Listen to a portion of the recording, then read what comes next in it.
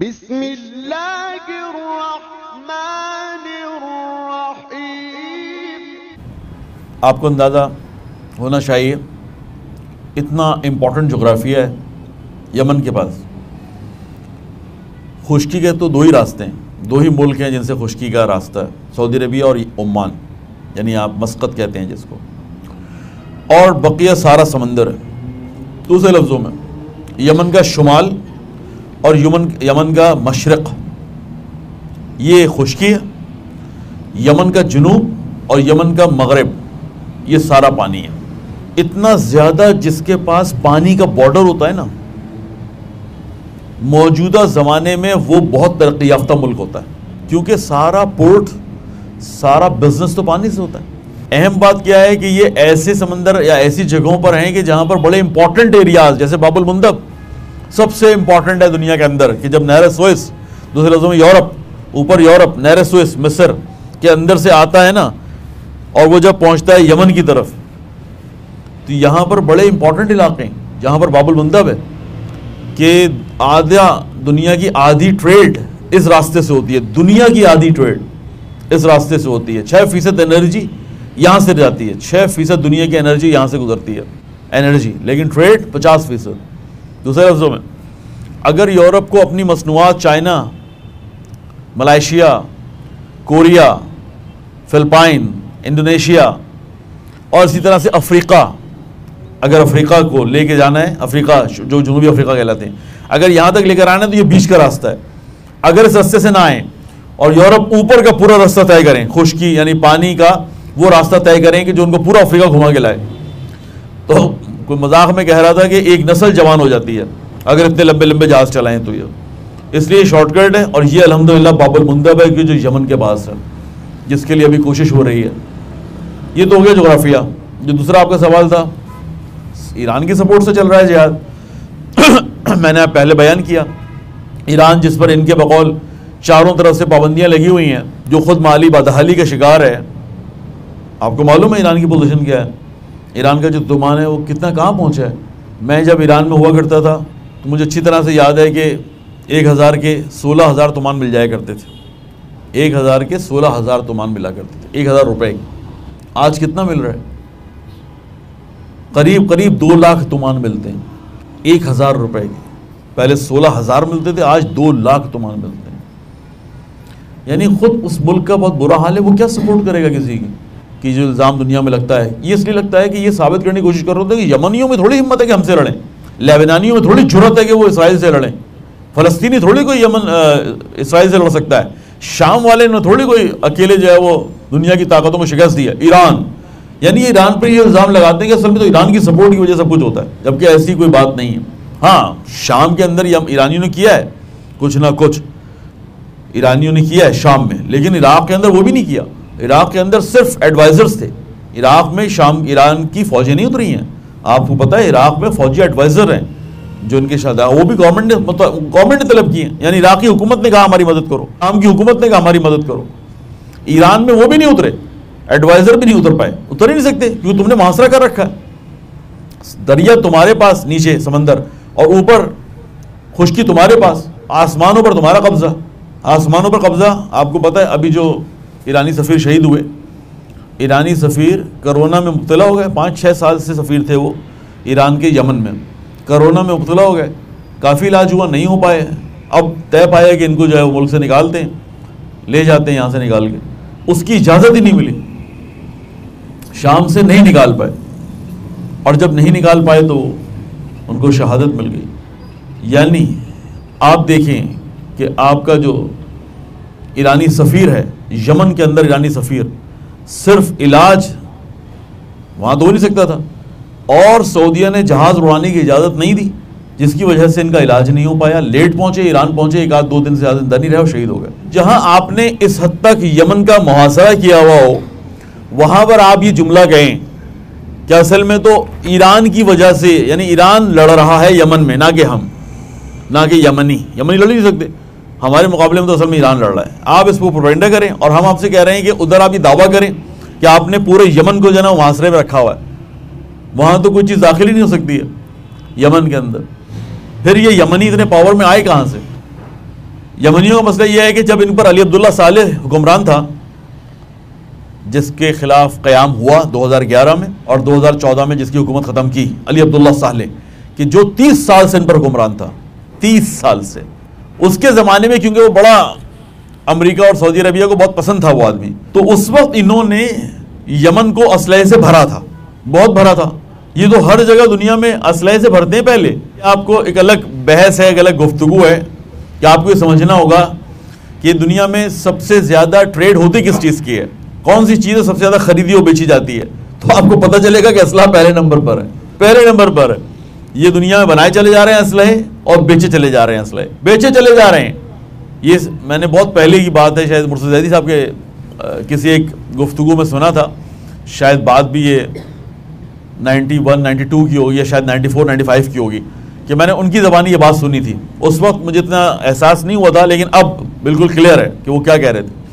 انہوں نے کہا کہ پہلے یہ ایک ملک کو ڈرا کے کہ تمہاری یہ پڑوسی خطرناک ہے، تمہارا وہ پڑوسی خطرناک ہے، تمہارا وہ پڑوسی خطرناک ہے، اس کو اسلحے سے بھر دیتے ہیں. جب وہ اسلحے سے بھر جاتا ہے پھر دوسرے والے کو کہتے ہیں وہ دیکھ رہے ہو کتنا اسلحہ خرید رہا ہے، دیکھ لیا تم نے کیا کیا ہو، کتنا اسلحہ خرید لیا ہے، انبار لگا دیا اس نے. اچھا کس نے دیا ہے؟ جرمنی نے. ٹھیک ہے، فرانس جا کے ان کو اسلحہ دیتا ہے. اس کو جرمنی بھر رہا تھا، اس کو فرانس بھرے گا. یہ پہلے کی باتیں.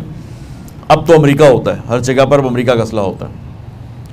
یہ ملکوں کو پہلے اسلحے سے بھرتے ہیں اور پھر ایک جنگ مسلط ہوتی ہے، باقاعدہ ایک جنگ ہوتی ہے، اور اس جنگ میں سارا اسلحہ خالی ہوتا ہے.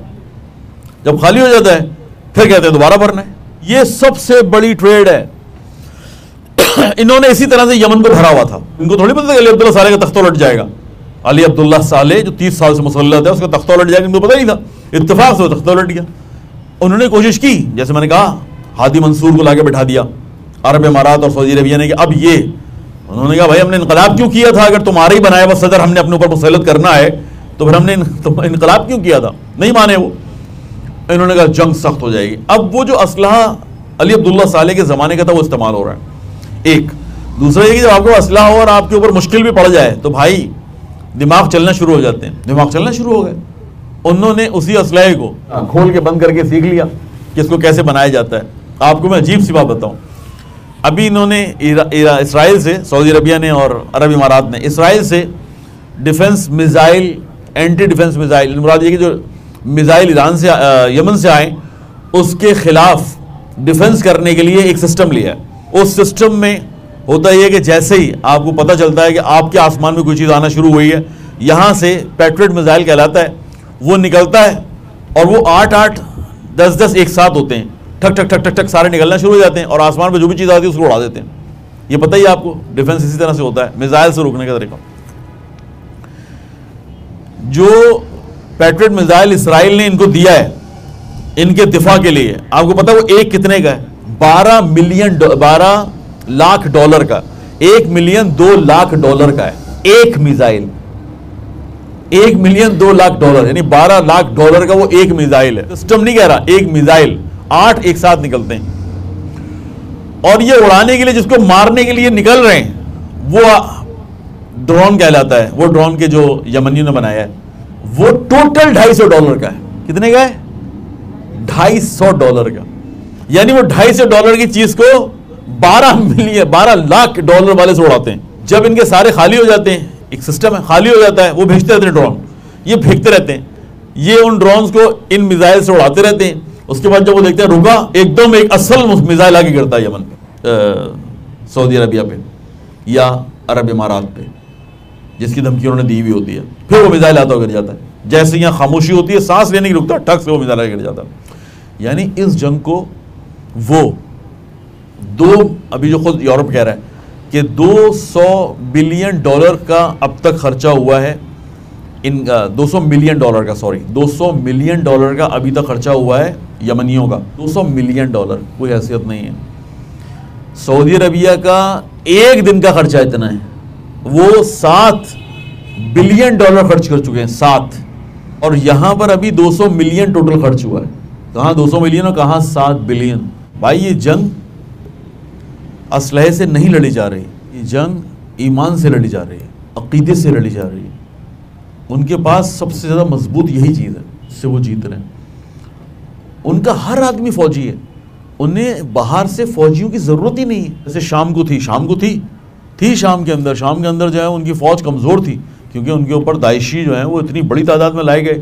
پھر اس کے بعد ترکی، پھر اس کے بعد اسرائیل خود، یورپ سارا، حتیٰ امریکی ان کی سپورٹ میں آئے ہوئے تھے. تو وہاں تو آپ کو پھر بھی افرادی قوت کی ضرورت تھی شام میں. یمن میں نہیں ہے. یمن کے اندر میں نے کہا 50% تو حوثی ہیں، 50% حوثی نہیں، 50% چار امامی ہیں، یعنی جن کو آپ کہتے ہیں زیدیہ فرقہ. 50% تو زیدیہ فرقہ ہے، وہ خود موجود ہے اور ہر آدمی جنگجو ہے، ان کا ہر آدمی لڑاکو ہے.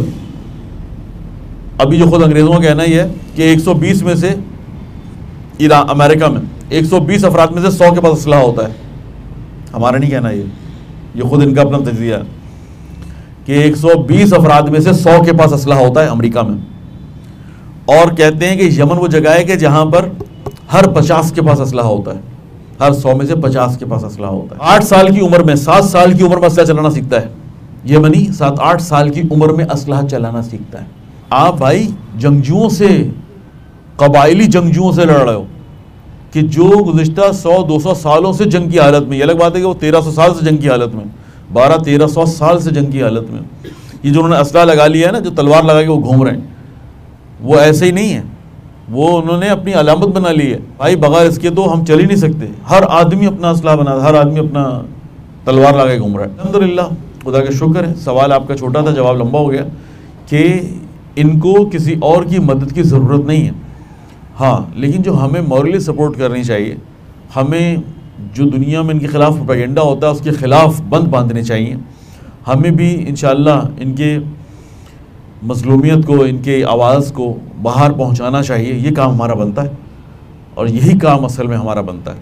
نہ یہ کہ ہم سوچیں اسلحے کی سپورٹ کریں گے، یہ سوچیں کہ فلاں کریں گے. ہم کرنا ہی نہیں، کر بھی نہیں سکتے.